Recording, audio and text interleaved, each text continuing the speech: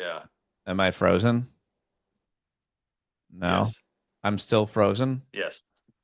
Still But frozen. Oh, there you go. you can hear me, but I freeze on you. Yeah. It's Yeah. bullshit. Well, we're live for everybody to watch our technical difficulties. You know, you don't even Right. need me.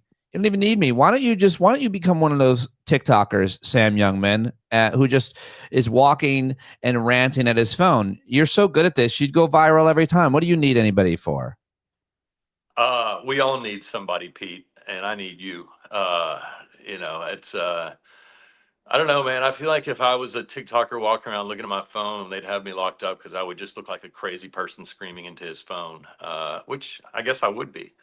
The other day, I was making a video for my friend using the Marco Polo app, but it's an app where you make a video message for somebody and then you send it. But you're looking at the phone, and I'm walking through this predominantly black neighborhood, and I'm got my phone up in front of me, and I'm talking to it, and these guys these five black guys just go, "What are you doing?" And I looked around like, "Oh no, it's just I'm talking to I'm gonna put my phone away and I'm gonna go." I was talking to myself. And then you did the Dumb and Dumber. Hey guys, big gulps, huh? Well, see Yeah. you later. basically, yes. That's absolutely right. Well, I'm happy to see you. Hopefully I don't have any tech glitches. I don't know what's happening to the internet today on my end. I think it's my fault, but I'm happy to see you. I think you're in Yeah, California. I know, man. You keep freezing on me. Now I am. Yeah, that's how we know climate change isn't real because you keep freezing. Well, let me try to ask you a question, Oh, which now you're is, good. oh, hi, welcome back, everybody. It's me. Am I freezing for people who are watching live, or is Sam freezing? Does it look like he's freezing because of his head of hair? He's moving. He's alive. Okay. Well, hopefully I'm here. Sam, lots to talk with you about. I'm happy to see you. And I want to know just the latest, your thoughts on reactions to the grilling that the Attorney General got today. Have you ever seen anything like Pam Bondi? Uh, yes, but I drove away from it really quickly. Or yes, but I flushed it. Look, I mean, it was Pam Bondi doing everything she could to kiss Donald Trump's ass, while also trying to pretend to be a serious person. I am not. I know a lot of people on social media right now are cheering the Democratic senators for their composure in dealing with Pam Bondi. I know they feel like it was a win to get her to refuse to say whether or not there were pictures of Trump with half-naked girls hanging out with Epstein. I don't agree. This is kind of like the people that told me that Amy Klobuchar did such a great job with Brett Kavanaugh. I don't agree. Uh, because I just think we're still playing an old game that doesn't exist anymore. It's a little bit like walking into a WWE professional wrestling event and challenging them to a chess match. I think our senators are still playing for a jury that doesn't exist. Mm. Uh, Instead of understanding they now live in a cable news, social media world.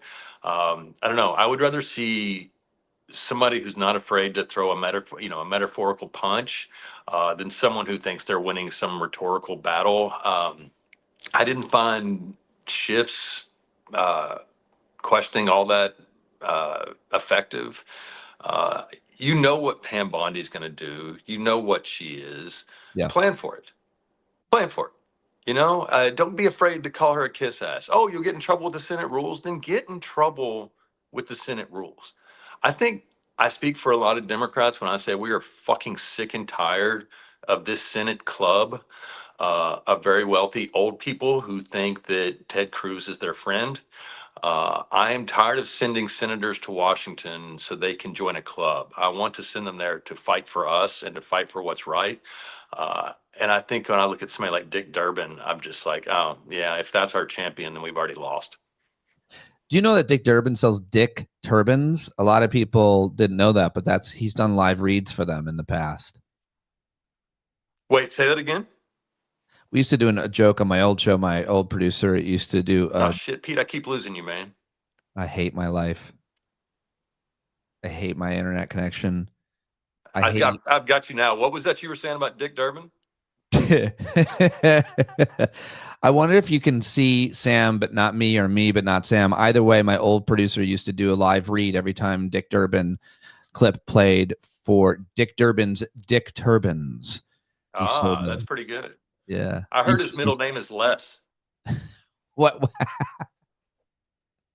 Wow. Yeah. That's those are both good. So you feel that they're not up for the game. They're not up for the match. These Senate Democrats, when talking to Pam Bondi, should go harder. AOC made a video while knitting saying that we need to mock and ridicule these people. Yeah. Call Stephen Miller 4'10". Is that what you mean?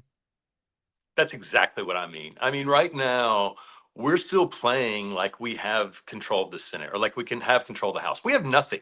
We have nothing, which means we have nothing to lose, which means we should be going balls out, making fun of these people, mocking these people, doing whatever we can to get under their skin and fuck them up and like throw them off course. And instead, we're still playing the same old games that, these people don't give a shit about. They just don't care. AOC understands this environment better than maybe any Democrat today. And there you saw her. I mean, they even Laura Ingraham like showed the clip of AOC making fun of Stephen Miller, and he was forced to like respond to it live, and it very clearly upset him. Like he tried to play it off, he tried to play cool, but that is not a gear that he has. So yeah, no, I mean, look to younger people for messaging, but also I don't know. I think I'm falling into a trap when I get mad at Democrats for their messaging because the reality is Democrats don't have a Fox News. Donald Trump said Yeah. yesterday that he will talk to DOJ about pardoning a notorious child rapist, and it was barely news. So as long as that's the case, I don't know that messaging matters. Yeah, I think you just argued effectively with yourself. Because I think that we're playing different games. I think we are playing different games. I think our audiences are different in the way that they react, in the way they behave, how they're motivated, how they're inspired, and so on. And I think that some of us want these old Democrats to just realize what media atmosphere they're living in.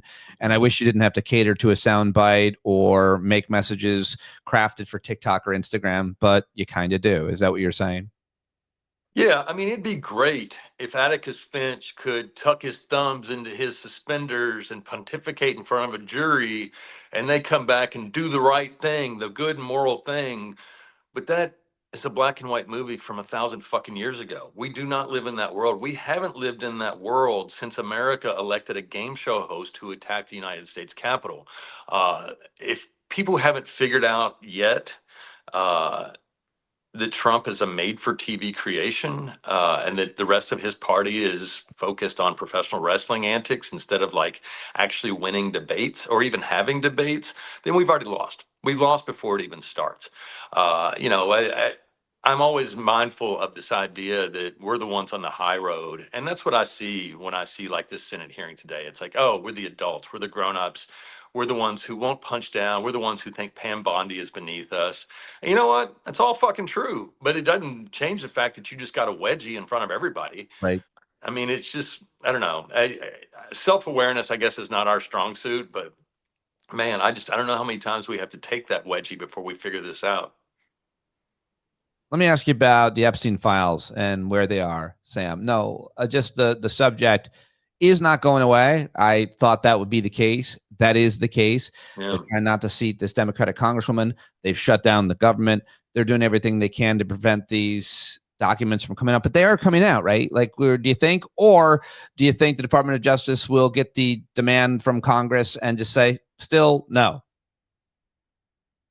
Man, I tell you, I really don't know. I agree with you. I thought that just the Trump chaos machine would be successful in pushing this out of the headlines, out of the news. Um, but I tell you, the way they've gone about covering this up, I've gone from thinking Epstein killed himself to thinking that Donald Trump and Jeffrey Epstein are the same person, like, wearing a wig. I mean, it's astonishing how much worse they've made this situation by covering it up. The old saying was the cover up's worse than the crime. Well, not in this case. The crime was way fucking worse, but the cover up is pretty bad. And we learned this week that the Supreme Court's not going to help Republicans with the cover up. I try to think, like, how would the press have covered it if Obama or Joe Biden had said, I'm going to talk to DOJ about pardoning this notorious child trafficker and rapist. I mean, that would have been That would have been a term ending. That would have been a massive scandal in and of its own, in and of itself. That would have ended their administrations. And with Trump, it's barely a blip. I tell you, you've got to give credit to two people who I never thought I would give credit to, Thomas Massey and Ro Khanna. They've done a really tremendous job of keeping this relevant, of keeping this in the news. And the way they've done that is by focusing on the survivors. They've done this by focusing on the victims and making it a point to make sure they're included, that they're being heard. And I'll tell you, it's one of the things that makes the Republican response so damning, is not only are they covering up the files, but they're also just refusing to even hear from the victims. Yesterday, that story, that weird moment in the White House, give Caitlin Collins credit, could have done even better, I think, when she asked him about the potential pardon of Ghislaine Maxwell, who he wasn't sure. He said, I haven't heard that name in a while. I mean, I'm pretty sure she's living more than anybody else in his head. He thinks about her, what she knows, and what she might say, which is why she's sitting in a new, more comfy prison. Right. Nonetheless, there was the question that was asked, and he seemed to consider that he would, well, obviously, suggested that he would consider pardoning her. Well, guess what? Laura Loomer, who seems to have more power over him than anybody, put out a threat copying him, Pam Bondi, and who else was it? Kash Patel, maybe, I don't know, on a post saying, don't you dare even think about pardoning Ghislaine Maxwell or all bets are off, kind of thing. Like, that woman, I can't believe I'm saying it, but Laura Loomer is holding the line on this issue. And I think a lot of other people on the right maybe were acting in good faith when they were demanding to know what was in those files. Thoughts? Yeah, I don't know. Laura Loomer also threatened everybody over Trump accepting a jet from Qatar, and he still did that anyway. So, I mean, look, I've always, like, I think a lot of people, I've been freaked out that a lunatic like Laura Loomer has the ear of the president of the United States, but how influential she is, I really don't know. And if it comes down to Trump saving his own ass over Epstein versus, doing what Laura Loomer tells him to, we know he's going to save his own ass 9 times out of 10 or 10 times out of 10. But I mean, it does sort of speak to how this has become a fault line on the right. I think, like, the usual suspects, like the Pizzagate freaks, they're happy to move on. They only cared about Epstein and the Epstein victims because they thought it was a chance to smear Bill Clinton. Once it became obvious that they're orange daddies in the files too, they sort of lost interest, and you don't see it quite as much. Hell, I even saw one woman, like, making excuses and, like, victim shaming, and it was like, okay, so you never really, I mean, it's like all the QAnon freaks, right? Like, the idea that they really care about human trafficking, but their champion is the guy who used to walk in on, teen pageant contestants undressing. They never really cared about this issue. It was always just a political hammer for them. I think I agree with that. I think I do very much. I feel like I haven't talked to you since Charlie Kirk was assassinated. I don't know. Is that right? I think so. And I just wonder where we are at today with that, because I think a lot of people were wrong in their fair predictions that there's going to lead to some really scary, violent consequences kind of immediately. We're certainly not out of the woods. The guy is being still treated like a saint, or the Christian nationalist Martin Luther King. But I do feel like, in a weird kind of way, and I did see a statistic in terms of his name searches are down to like very little compared to obviously their peak shortly after he was assassinated. What do you think of what his death represents and animates on the right in that movement today? I mean, I'm like you. I was sort of bracing for the immediate aftermath of a lot of shooting back at the perceived enemies of the right. I'm glad that it so far, for the most part, hasn't come to that. I know there have been some instances of violence. Um, you know, I think, like a lot of people in the days after Charlie Kirk was murdered, I was sort of flummoxed. I wasn't really sure how to respond. Hmm. If for no other reason, people were getting fired left and right for sort of, uh, speaking without thinking. And so I took some time and like sort of thought it through. And I guess my takeaway, I really appreciated Ta-Nehisi Coates' take on this, because to me, the one inescapable and undebatable point that he kept making was the people honoring Charlie Kirk are unable to quote him. And to me, that was just such a simple but powerful revelation. Like, if this person was only preaching the word of God, or if this person was only preaching this or that, then it really shouldn't be hard that to find, like, all these quotes that you could use. The other thing I would say is this. I keep hearing over and over again what great fucking messengers Republicans are. If that's true, then why are they so easy to take out of context? Right? I mean, we hear all the day, all the time, what an authentic, honest guy Donald Trump is, and then everybody has to go to the microphones to explain to us what he really meant, right? Yeah. It's like, well, if he's that fucking clear, if he's that great a communicator, then you don't need to explain it to us. We're not Right. taking anything out of context. The other thing I'd say is this about Charlie Kirk.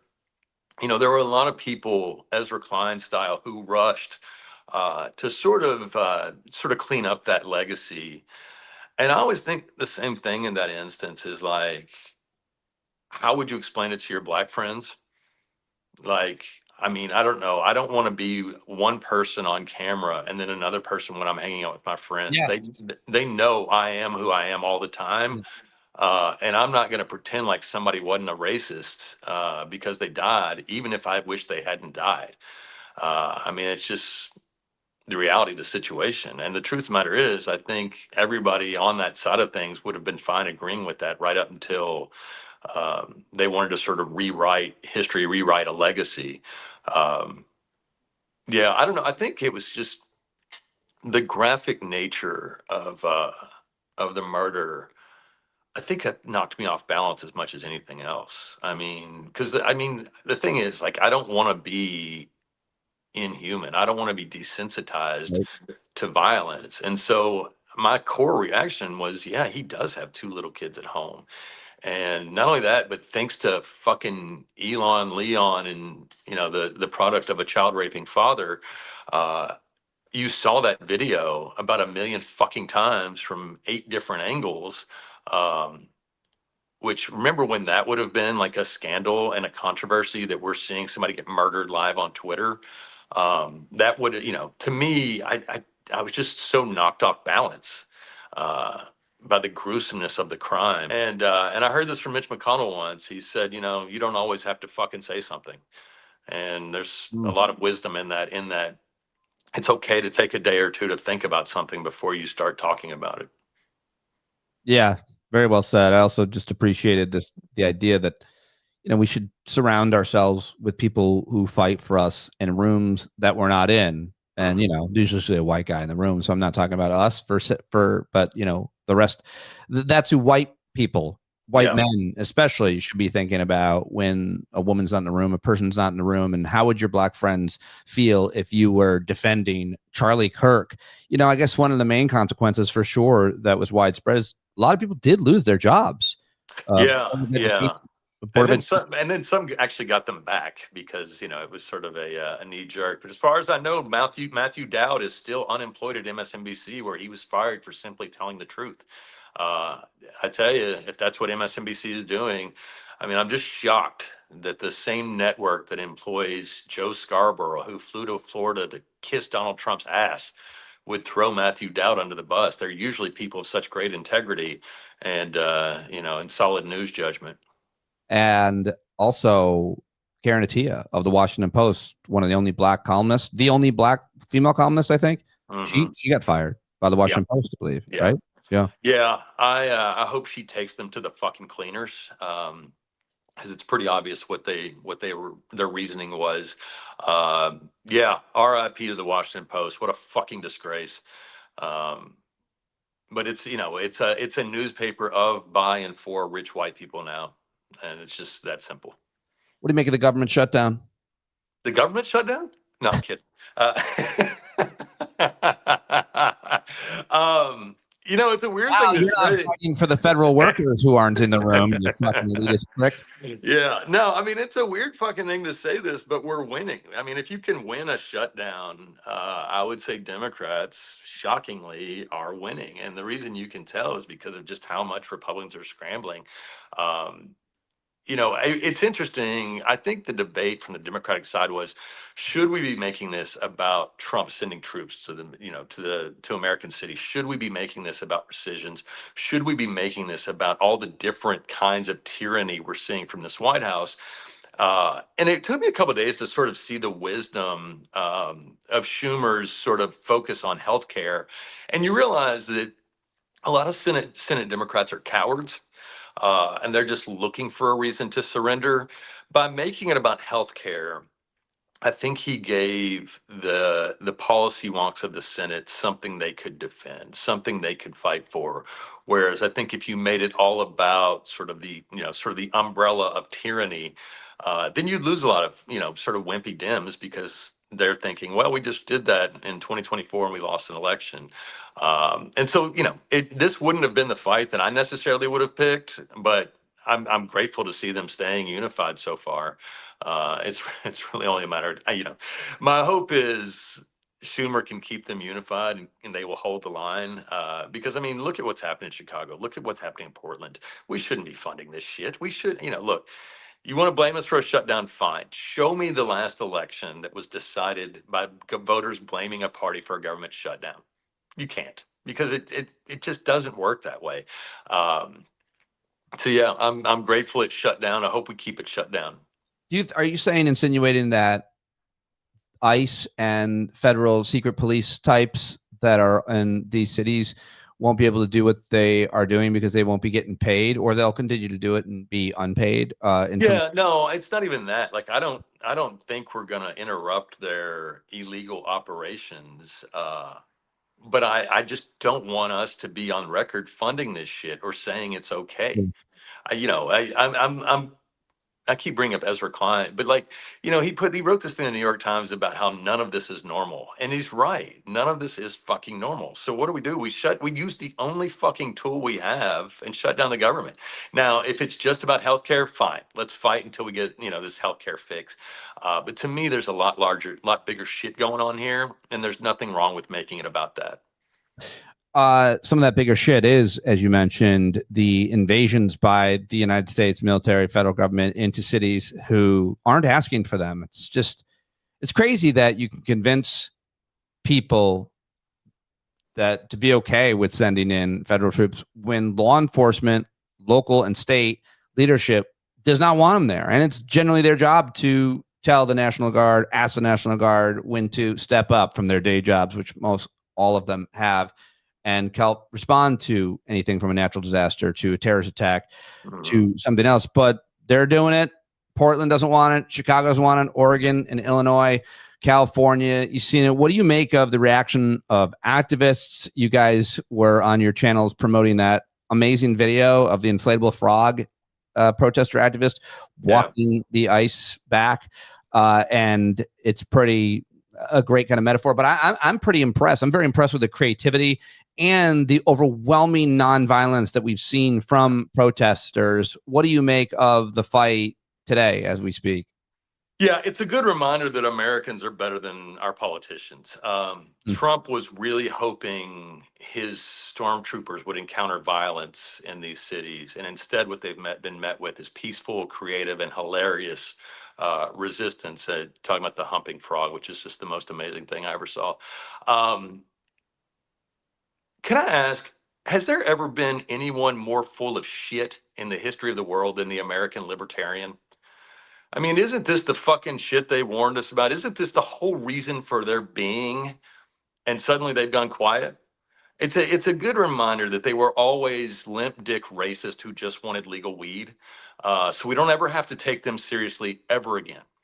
If we ever did, which let's be honest, we didn't. Um, no, I am truly horrified when I read about Black Hawk helicopters landing on the roof of American apartment buildings with soldiers rappelling down the building, going door to door, zip tying naked children and marching them all out into the middle of the night, and that's when they check your papers to see if you're a citizen or not. Fucking country is this? You're against that. I am. Yeah, go ahead and put me on record. I know it's a flimsy branch to walk out on, but what the hell are we doing here? Remember the freak out over Jade Helm, which was not even a thing? Oh It turns God. out they're fine with Jade Helm as long as it's not happening to them. No, I'll tell you, the last several years have been just one, oh, so they were totally full of shit revelation about the Republican Party after another. Yeah. And this, I mean, this is just, it goes to show you all these small government, don't tread on me losers were just completely full of shit the whole time. They couldn't wait to turn the military against their fellow members, fellow Americans. What do you want to say about Stephen Miller and your failure to come up with the nickname Pee Wee German? As far as I can tell, comedian Dana Gould came up with Pee Wee German. Is that right? Well, Dana's been doing this stuff with a lot more success and for a lot longer than I have, so I'm not surprised. It's a brilliant nickname, and you're right. I fucking hate myself for not coming up with it. You know, it's interesting. I have sort of a blind spot when it comes to Stephen Miller. Like, I have trouble making fun of him because he just creeps me out so fucking much. Yeah. Uh, you know, it's also one of those things where, like, I watch him and he does that, you know, the sort of turn at an angle, look how serious I am. And it's like, other people can see this too, right? It's like Ben Shapiro's voice, where, like, every time I hear it, I'm like, wait, am I the only one hearing this? Like, this is the guy who's talking about masculinity, or Rogan. Rogan's 3.5 feet tall, and 2 feet of that are steroids. Oh wow. And it's like, and this is like the masculine leader you've got here. And that's, so every time I look at Stephen Miller, I'm like, that's what you want your fucking kids to be like? That's what you're cheering? I don't know, man. I shit bigger than that guy. Oh wow. Have you noticed his physical glitch too? You're talking about he does this thing with his head that Yeah. you're doing a whole body turn. Well, he does. He sort of turns his like shoulders into it. And yeah, maybe one of his shoulders is trying to run away from him. I don't know. He's always yelling too. He's always yelling. Speaking of yelling, since you have a hard time making fun of Stephen Miller because of, as you said, could you make fun of Pete Hegseth? Have you seen anything more? I don't know. I think I wrote a post as like, my eyes have never seen anything worse. I've seen a lot of performances on stages, from comedians to TED Talks to political speeches. But what he did in front of all those generals and admirals, I think more than anything else, it was the performer versus the audience, which you don't think as much about. But it was very weird to watch him lecturing all of those guys about places that they had served and he hadn't. It was real weird to hear him talk about American cities as being worse than places in Helmand Province, where certainly many of those guys lost Marines and soldiers. So for that alone, I felt very weird and uncomfortable. What do you make of all that song and dance we saw last week? I mean, it's like everything they do. It's just so fucking cringe. I mean, it's, you know, you're embarrassed. If it wasn't terrifying, it would just be so embarrassing. You'd feel sorry for them. You know, but Hegseth's got a good excuse because he was probably drunk at the time. Oh, I don't know. I don't know. No, I'll tell you, he reminds me of Tom Cruise in Magnolia. You remember the Oh, over the wow. top like motivational speaker with like the Yes, headset yes. and that. I mean, it's just, you know, the thing is, all of these people are performing for one person, and that one person is a senile game show host. And so the performances get more and more ridiculous as they try to keep, you know, stay in the king's good graces. And you finally reach a point where you realize, oh, a former weekend host, not even a weekday, a weekend host of Fox News is lecturing the leaders of the greatest military force in the history of the world. And it's like, you know, for most of us, that would be pretty fucking embarrassing. For Pete Hegseth, it's just another day at work. Really fascinating. Going back to your newsletter, thealtmedia.com, I learned stuff and find stuff that I hadn't seen anywhere else. Is this real? The Brian Glenn posted, "We did not land on the moon." Yeah. Brian Glenn is Marjorie Taylor Greene's boyfriend. He's also one of these right-wing Trump TV guys. He's also got access and has been in the Oval Office asking questions of world leaders like Volodymyr Zelensky when he criticized him for not wearing a suit. So he was being serious when he said we didn't land on the moon. I mean, I don't know how serious he was being. I don't know how serious he's capable of being. Do you He's think we landed on the moon? Oh, absolutely. I think we landed on the moon, and I only say that because I don't want to get punched by Buzz Aldrin. I was about to ask if you ever saw the video. Yeah, no, of course we fucking landed on the moon. It was one of the greatest accomplishments of the fucking 20th century for the American people, and the fact that the thing is, like, every time I started thinking about, like, I wish bad things would happen to Brian Glenn, then I remember he's seen Marjorie Taylor Greene naked, and there's nothing I could come up with that's a worse punishment than Yeah. that. So that guy's already living in the hell that I would create for him. No, I'll tell you when it really makes my blood boil is when he fucking waddles his ass into the Oval Office and starts coming up with people whose rights he thinks should lose to Trump, who's, a very willing audience.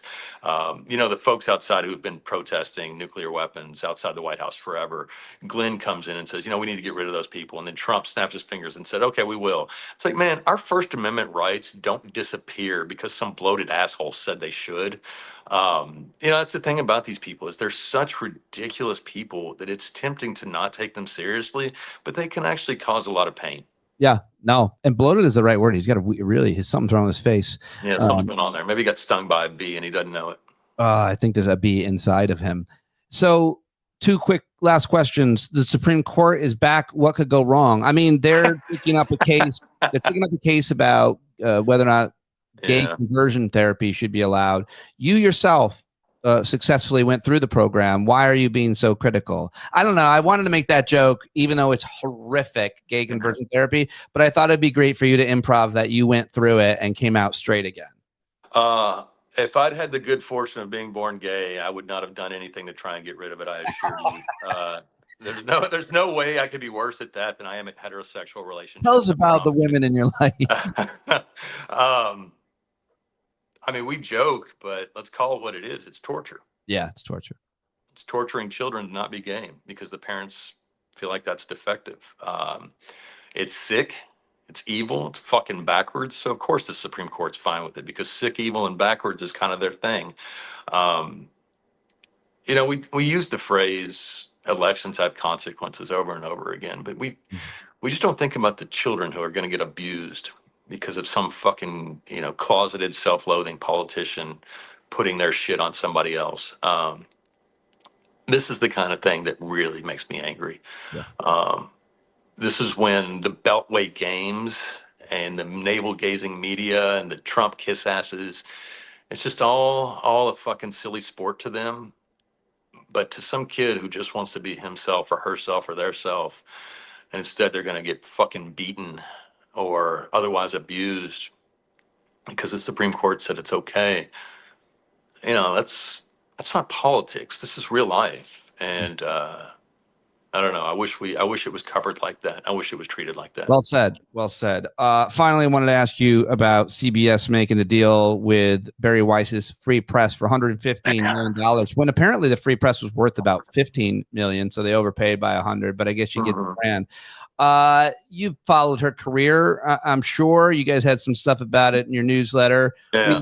What do you make of Dan Rather, Edward R. Murrow's 60 Minutes and Walter Cronkite's network bringing out all Barry Weiss? Yeah. I mean, calling it a career is charitable, right? I mean, she's mostly just whined and complained her way from one big paycheck to another. I interviewed Walter Cronkite about this, and all he would say is, "Let me out of this box." Sorry, I'm sorry.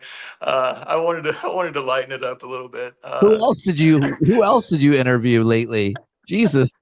I interviewed Pete Davidson's dad. He seemed pretty upset about Pete Davidson performing in Saudi Arabia if we're interviewing dead people. Yeah, they're not having a catch anymore.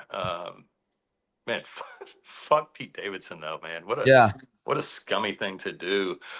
No, man, look, CBS was once the pinnacle, but it hasn't been in a long time, and we should be honest about that. I mean, CBS is the same network that hired Catherine Herridge from Fox News, who then went on to launder all of Sidney Powell's bullshit in defense of Mike Flynn. CBS has been pulling this shit for a while, but now they're just getting very blatant about it. It's interesting because, like, my first reaction to the Barry Weiss news wasn't to be angry. It wasn't to even be sad about the state of CBS. It was more to just say, "Oh, I'm sure this will end well." Because what happens when you put people in jobs like this that they don't have the experience or the qualifications for? It usually goes really fucking badly. Barry Weiss has never been a reporter. She doesn't know anything about the actual news business. She's an opinion writer, and not a very good one. And what she's very good at is finding opinion writers like herself who are good at coddling the nutsacks of billionaires. And, I'm sure you'll never go broke doing that. But I also don't think you can run a news organization doing that. That was rough. The coddling the nutsacks thing was hard for me because I immediately visualized like it's rough. Yeah, sorry about that. I do tend to paint a picture. Finally, just want to say thank you. Thealtmedia.com Oh, is so dude, good. no, I have such a blast doing your show. I'm so sorry it took me a few days. Things were a little crazy. But no, man, this is so much fun. I really love the Well, show. yeah, Thank you so I much. invited you last week. I didn't hear back from you, so I sent a sharply worded email as opposed to a text where I feel more safe and casual with you. But then I went professional email, and it was sharply worded. It's like when your parent uses all three names. It's like, oh, I fucked up. Like, like he's gone from text to email. That means I'm in trouble. No, I can't even say I was out surfing and goofing around like I wish I could. I was actually working, so I'm sorry. You are American treasure. You're a great commentator, and I love talking to you and reading you over at the Alt Media. Go subscribe right now. Thanks everybody who watched live, and I'll be back at 5 o'clock with con law professor Eric Siegel to go deeper in the Supreme Court's term, which Sam has been covering as well. A lot of good stuff coming. You are the best, sir. I appreciate you joining me. I'm going to say goodbye now to everybody. Thanks so much, man. Really appreciate you. Love you.